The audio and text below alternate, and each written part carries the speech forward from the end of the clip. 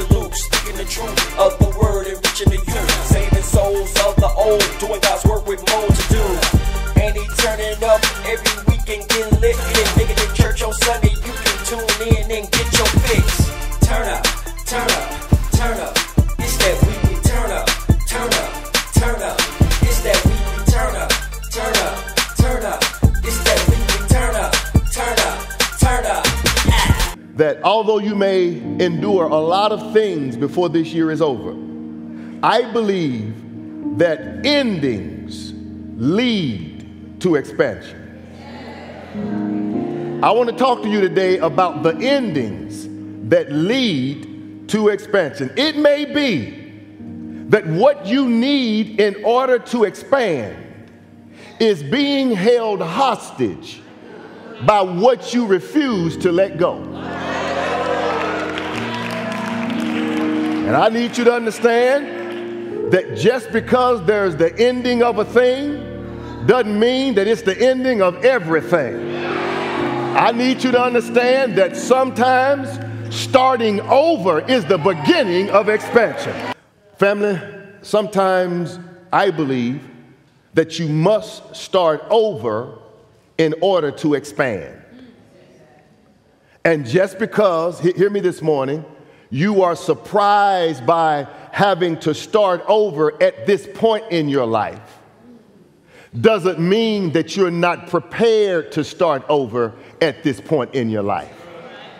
Because God, in his providential wisdom, knew that you were going to reach a point in your life that you were going to have to begin again.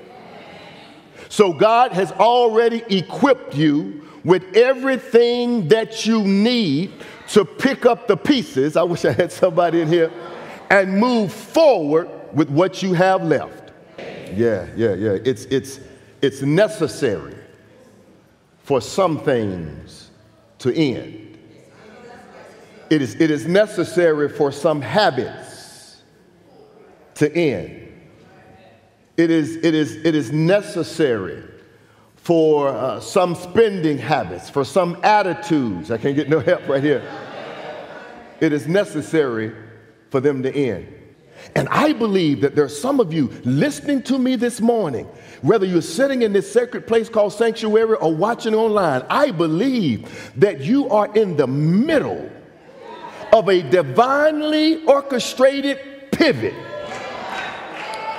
God is turning some things in your life. And I need you to understand that you are not retreating, you're just expanding in a different direction. Sometimes God has to shake that out of your hands so he can put this in your hand. He has to make you let that go. I wish I had somebody in here so he can provide you with this. And it is not that God is doing something to you, but God is doing something for you. And you might not understand it right now, but not many days hence, you're going to look back on this season and say, it was good for me that I was afflicted, because had I not been afflicted, I would have never received. God wants to expand you, not just for the sake of allowing you to blow up and be big. He wants to expand you so that he can use your story. Let me talk to you though. Not everybody is going to be happy with your expansion, because not everybody is going to be happy with your story. They tried to kill Lazarus not because of his education, not because of his political affiliation, not because of his skill set. They tried to kill Lazarus because of his story. I wish I had some Bible readers in here today. After Jesus resurrected him from the dead, they tried to kill him again. Why? Because of his story. What I'm trying to get you to see is you think that the enemy wants your job. He don't want your job. He wants the story of how you got the job. You think the enemy wants your marriage. He don't want the marriage. He wants the story of how you kept that thing together. You think that the enemy wants your help. He don't want your help. He wants the story of how God healed your body. And I've come this morning to tell you, don't you let the devil take your story. I need about 23 storytellers to give God a shout right there. If you're not careful, come here, let me talk to you. Success will feed your ego and starve your intellect. You will start making decisions because you feel you're so smart and you don't need God's help right down through here. It's amazing how God can bless some folk. I'm not talking about you in here. I'm talking about those that ain't here. It's amazing how God can bless people and then they forget the very God.